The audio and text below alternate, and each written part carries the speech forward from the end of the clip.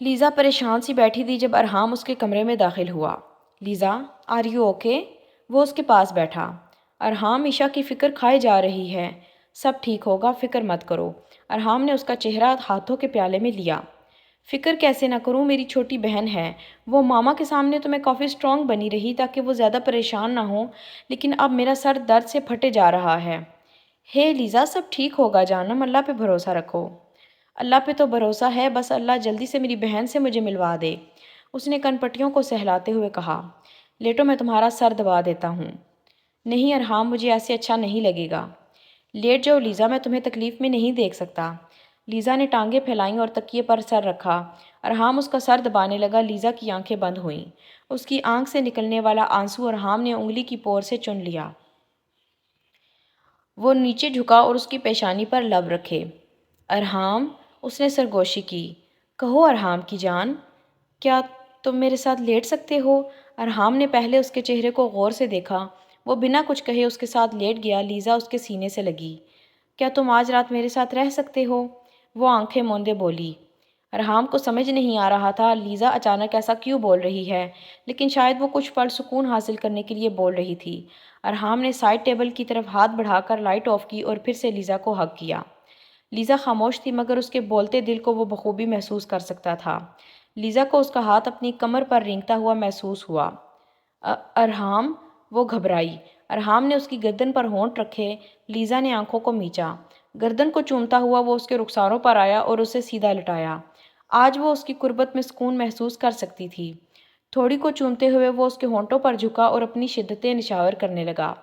Bed sheet پر Lisa کی گرفت سخت ہو چکی تھی۔ اس نے ارحام کو روکنے کے لیے ہاتھ آگے بڑھایا، جسے پکڑ کر وہ اپنی انگلیاں اس کی انگلیوں میں ڈال گیا۔ کچھ دیر بعد نرمی سے اس کے ہونٹوں کو چھوڑے وہ کھڑا ہوا۔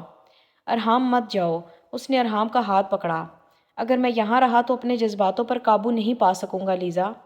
But Arham, I need you. وہ چاہتی تھی وہ اسے چھوڑ کر نہ جائے، لیکن پگلی اس کے جذباتوں سے ناواقف تھی۔ وہ نیچے جھکا اور اس کی پیشانی کو چومتا ہوا مڑا اور کمرے سے نکل گیا۔ آریان لان میں ٹہل رہا تھا جب الایا نے روم کی کھڑکی سے اسے دیکھا۔ وہ سیڑھیاں اترتی ہوئی لان میں آئی۔ آریان، تم سوئے نہیں؟ ہاں، نیند نہیں آ رہی۔ اس کے قدم رکے۔ پریشان ہو؟ بہت۔ وہ چیئر پر بیٹھا، الایا بھی ساتھ بیٹھ گئی۔ وہ لوگ میرے سامنے اسے لے گئے اور میں کچھ نہیں کر سکا۔ الایا کو لگا جیسے وہ ابھی رو دے گا۔ آریان، تم نے کوشش تو کی تھی نا؟ کوشش ہی تو کی تھی لیکن کچھ کر ہی نہیں پایا۔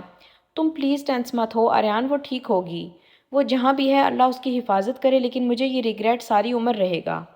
پلیز آریان، خود کو قصوروار مت ٹھہراؤ، ایسا عشاء کی قسمت میں لکھا تھا تبھی ہوا ہے۔ لیکن الایا، مجھے یہ سوچ کھائے جا رہی ہے، وہ نہ جانے اس وقت کہاں ہے، کیا کر رہی ہے، اس نے کچھ کھایا بھی ہے یا نہیں۔ وہ پریشان ہوا۔ وہ ٹھیک ہوگی، اللہ پہ ٹرسٹ رکھو۔ اٹھو، اب کمرے میں چلو، آرام کرو۔ جب تک عشاء نہیں مل جاتی آرام کیسے نصیب ہوگا؟ Aryan, don't be mad. تمہارے اس طرح پوری رات لان میں بیٹھنے سے وہ مل جائے گی کیا؟ آریان نے نفی میں سر ہلایا۔ تو اٹھو پلیز، مجھے بالکل اچھا نہیں لگ رہا ہے، چلو آرام کرو۔ اس نے آریان کا ہاتھ پکڑا۔ وہ اٹھ کھڑا ہوا۔ اب سو جاؤ، صبح شاید پھر سے ہاسپٹل جانا پڑے۔ وہ سیڑھیاں چڑھتے ہوئے بولی۔ آریان اس بات میں سر ہلاتا ہوا کمرے میں داخل ہوا اور الایا اپنے کمرے میں چلی گئی۔ وہ فارس کے کمرے میں کھڑی تھی۔ ڈور اندر سے لاک تھا۔ اب وہ بنا کسی پریشانی کے کبھی اس چیز کی تلاشی لیتی اور کبھی اس چیز کی۔ اس کی نظر سائڈ پر پڑے ٹیبل فوٹو فریم پر پڑی جس میں فارس ٹانگ پہ ٹانگ رکھے چیئر پر بیٹھا تھا اور ہاتھ میں سن گلاسز لٹکائے تھے۔ عشاء نے وہ فریم اٹھایا اور فارس کو غور سے دیکھنے لگی۔ آئیز تو پیاری ہیں سپرمین انکل کی۔ وہ غور سے اس کی آنکھوں میں دیکھ کر بولی۔ نوز بھی ٹھیک ٹھاک ہے، اس نے تھوڑی پہ انگلی رکھے کہا۔ لپس بھی اچھے ہیں لیکن آپ کو مونچھیں تھوڑی چھوٹی کرنی پڑیں گی۔ وہ بھاگتی ہوئی ڈریسنگ ٹیبل کے سامنے کھڑی ہوئی اور فارس کی تصویر کو اپنے فیس کے ساتھ لگایا۔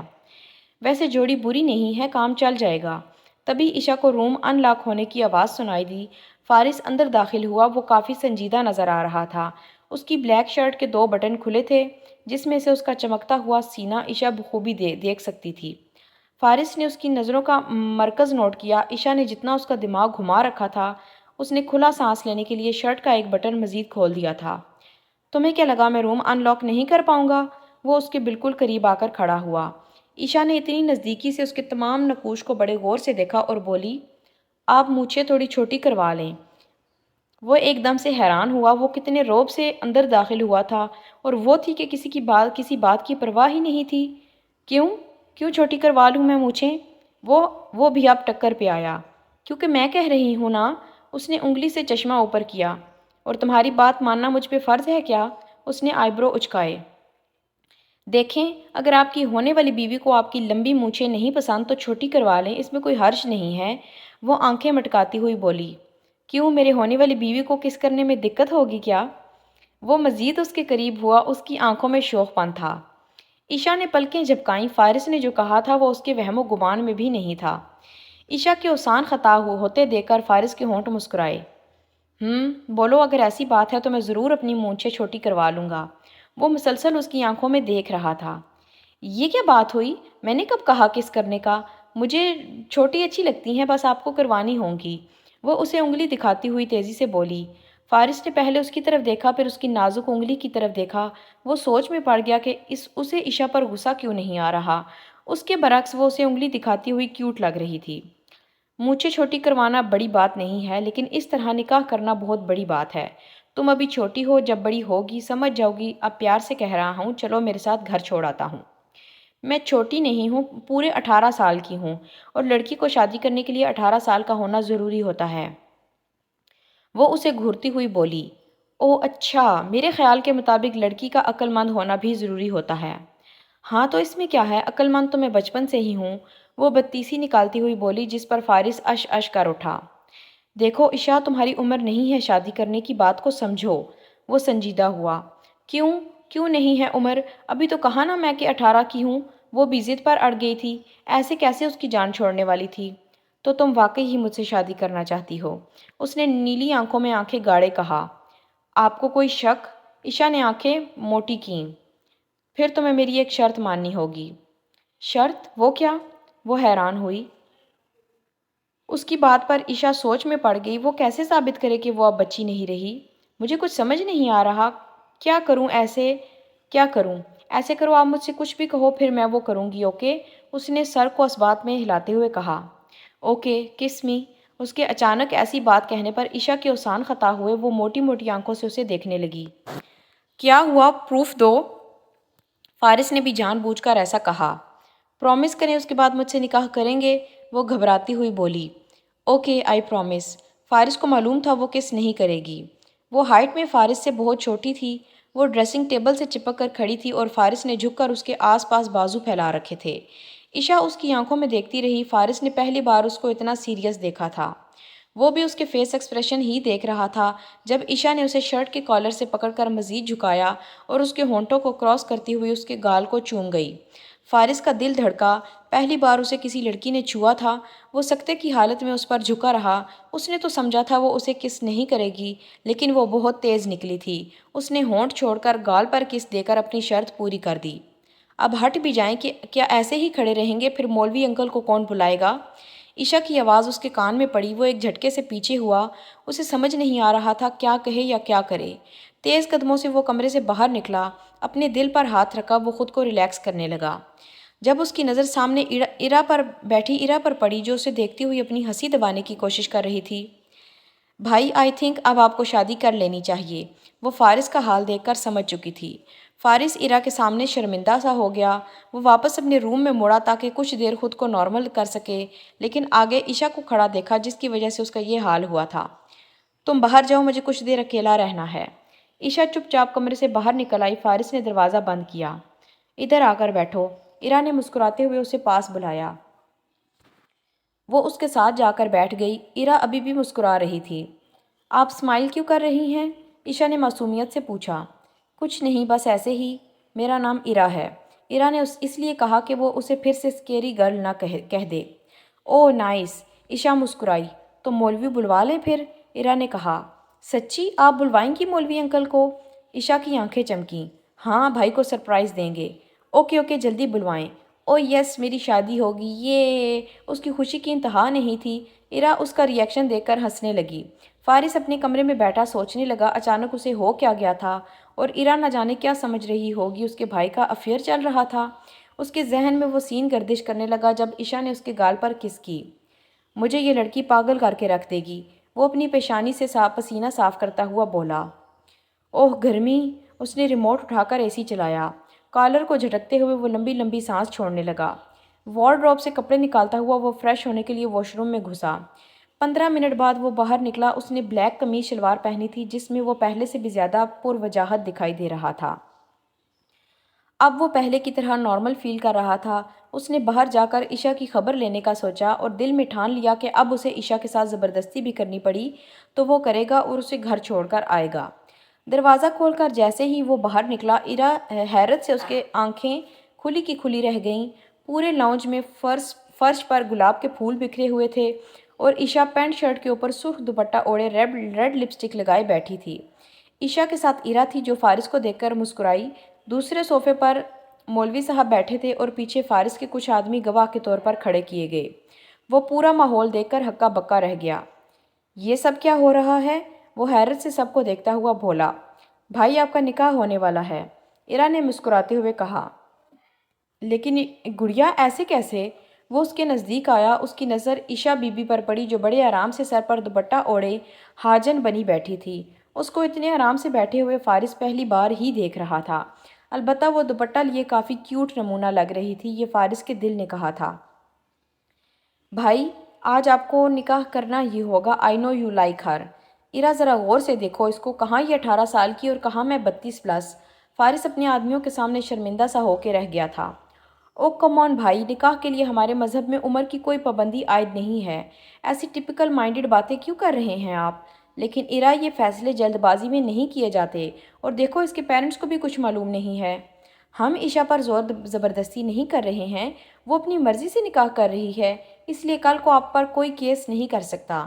ایرا کی بات سن کر عشا بی بی نے بتیسی دکھاتے ہوئے اس بات میں سر ہلایا تو فارس نے اسے گھوری سے نوازا جس پر اس کی بتیسی اندر ہو گئی۔ اور میں نے جو سوچ رکھا تھا کہ تمہاری شادی کے بعد ہی خود شادی کروں گا، اس کا کیا؟ کم آن بھائی، میری شادی بھی ہو جائے گی، فی الحال آپ یہاں بیٹھے دلہن کے ساتھ۔ ایرا نے اس کا ہاتھ پکڑتے ہوئے اسے عشا کے ساتھ بٹھایا۔ بھائی پلیز یہ نکاح کر لیں، آپ کی بہن کی یہ خواہش ہے۔ فارس کا پریشان چہرہ دیکھ کر ایرا نے کہا۔ فارس نے حیرت سے اس کی طرف دیکھا۔ آج تک وہ ایرا کی تمام خواہشیں پوری کرتا آیا تھا، آج اپنی گڑیا کو انکار کیسے کر سکتا تھا؟ فارس نے اس بات میں سر ہلایا۔ ایرا مسکرائی، عشا کی آنکھیں چمکیں۔ او یس یس سپر مین انکل مان گئے، یہ سب عشا نے دل میں کہا تھا۔ اس کا بس چل رہا تھا پورے گھر میں ڈانس کر کے اپنی خوشی کا اظہار کرے، لیکن فی الحال اس کے خاموش رہنے میں ہی بہتری تھی۔ ایرا نے مولوی کو نکاح پڑھوانے کا کہا۔ فارس حیران تھا، آج اس کا نکاح ہو جائے اس نے کبھی سوچا بھی نہ تھا۔ تین بار قبول ہے کہنے کے بعد ان دونوں نے نکاح نامے پر دستخط کیے۔ فارس نے کن اکھیوں سے عشا کی طرف دیکھا جو ریڈ لپسٹک لگائے بہت پیاری لگ رہی تھی۔ عشا بی بی تو آج سب کا لحاظ کیے ہوئے چپ کر کے بیٹھی، ایک اچھی دلہن ثابت ہونے کا ایوارڈ لینے پر تلی ہوئی تھی۔ عشا چلو تمہیں کمرے میں چھوڑ کے آؤں۔ ایرا نے اس کا ہاتھ پکڑا، وہ کھڑی ہوئی تو فارس نے اس کا حلیہ دیکھا۔ پاؤں میں جوگرز شوز، جینز کی پینٹ اور ٹی شرٹ کے اوپر سرخ دوپٹہ لیے کھڑی تھی۔ تو یہ تھا میر فارس کا فیوچر جو اس نے کبھی خواب میں بھی نہ سوچا تھا۔ او میرے خدایا، کس نمونے کو میرے حصے میں ڈال دیا، یہ فارس نے دل میں کہا۔ ایرا اسے فارس کے کمرے کی طرف لے جانے لگی جب حیرت سے فارس کی آنکھیں پھٹیں۔ مولوی اور اس کے آدمی جا چکے تھے، اب وہ کوئی بھی بات بلا جھجک کر سکتا تھا۔ ایرا کہاں لے کر جا رہی ہو اسے؟ وہ کھڑا ہوا۔ آپ کے روم میں، اور کہاں؟ ایرا نے کندھے اچکائے۔ بالکل نہیں، چلو عشا تمہیں چھوڑ کر آؤں۔ فارس اس کے پاس آیا۔ بھائی کیا ہو گیا ہے؟ آپ کی بیوی ہے یہ، اب کیا اسے آپ رات کے 1 بجے گھر چھوڑنے جائیں گے؟ لیکن اس کے پیرنٹس کو فکر ہو رہی ہوگی نا۔ فارس نے کوئی بہانہ تو گھڑنا ہی تھا اس نمونے سے جان چھڑوانے کے لیے۔ انہیں کال کر کے بتا دیتے ہیں، مجھے کوئی مسئلہ نہیں ہے آپ کے ساتھ رہنے میں، عشا نے پاکٹ سے چشمہ نکال کر لگاتے ہوئے کہا۔ اب وہ پہلے سے بھی زیادہ فنی دکھائی دے رہی تھی۔ فارس اس کی بات سن کر پانی پانی ہو گیا۔ یہ کیسی لڑکی تھی جو شادی والی رات خود اپنے منہ سے اپنے شوہر کے ساتھ رہنے کا کہہ رہی تھی؟ ہاں یہ بیسٹ آئیڈیا ہے۔ عشا اپنے ماما پاپا کا نمبر دو، انہیں کال کرتی ہوں، تم بات کر لینا، اوکے؟ اوکے۔ عشا نے نمبر بتایا۔ فارس کبھی عشا اور کبھی ایرا کی طرف دیکھتا، لیکن غصہ اسے صرف عشا پر آ رہا تھا۔ اس نے پہلے ہی ایک کس سے اس کی بری حالت کر دی تھی، اب رات کو ایک بیڈ پہ وہ کیسے اس کے ساتھ سوتا؟ میں کمرے میں جا رہا ہوں۔ فارس اپنے کمرے کی طرف چل دیا۔ آہل اور ذائشہ کی ابھی ہی آنکھ لگی تھی جب آہل کا فون رنگ ہوا۔ وہ دونوں ہی ہڑبڑا کر اٹھے کیونکہ پولیس نے کڈنیپر کی کال کا ویٹ کرنے کا کہا تھا۔ شاید وہ تاوان لینا چاہتے ہوں۔ آہل نے موبائل اٹھا کر دیکھا، وہ کوئی ان نون نمبر تھا۔ فارس کس کی کال ہے؟ آہل کس کی کال ہے؟ ذائشہ کا دل دھڑکنے لگا۔ کوئی ان نون نمبر ہے۔ ریسیو کریں جلدی، کیا پتہ ہماری عشاء کے متعلق ہو۔ آہل نے اس بات میں سر ہلاتے ہوئے کال ریسیو کی۔ ہیلو، آہل بولا۔ ہیلو پاپا۔ عشاء کی آواز پر وہ دونوں ہی تڑپ اٹھے، انہیں یقین نہیں آ رہا تھا وہ عشاء کی آواز ہے۔ ہیلو پاپا، آپ سن رہے ہیں؟ عشاء میری بچی کہاں ہو تم؟ وہ تیزی سے بولا۔ عرا نے نفی میں سر ہلایا، جس کا مطلب تھا کہ انہیں ابھی یہ بات نہیں بتانی کہ وہ کہاں ہے، کیونکہ فارس سے پوچھے بنا وہ یہ بات نہیں بتا سکتی تھی۔ پاپا میں بالکل ٹھیک ہوں، آپ پریشان تو نہیں ہوئے نا؟ ذائشہ نے جلدی سے موبائل پکڑا۔ عشاء کون لوگ تمہیں کڈنیپ کر کے لے گئے ہیں اور کہاں ہو تم میری جان؟ تمہیں انہوں نے کچھ کہا تو نہیں نا؟ اور تم نے کھانا تو کھایا ہے نا؟ وہ روتے ہوئے تیزی سے بولی۔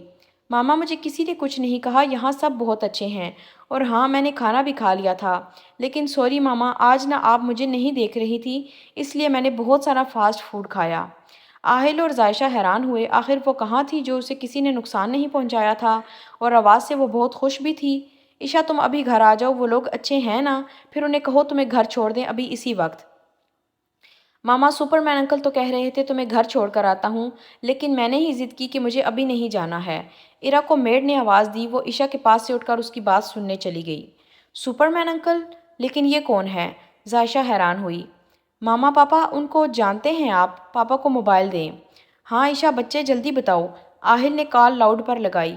پاپا میں نے آپ کو بتایا تھا نا کہ کراچی بیچ پر جب میں ڈوبنے والی تھی تو مجھے ایک انکل نے بچایا تھا۔ ہاں ہاں مجھے یاد ہے، آگے بتاؤ۔ تو بس یہ وہی انکل ہے، ایکچولی انہوں نے کسی اور کو کڈنیپ کرنا تھا لیکن غلطی سے مجھے کر لیا۔ کیا؟ اس کا مطلب وہ آدمی ٹھیک نہیں ہے، کڈنیپر ہے وہ؟ آہل اور ذائشہ پریشان ہوئے۔ نو پاپا، سپر مین انکل کے بارے میں آپ بالکل بھی کچھ مت کہنا، کیونکہ اب اس سے میری شادی ہو گئی ہے۔ عشاء کی بات سن کر آہل اور ذائشہ سکتے کی حالت میں ایک دوسرے کو دیکھنے لگے۔ کیا؟ شادی؟ آہل کے پیروں تلے زمین نکلی۔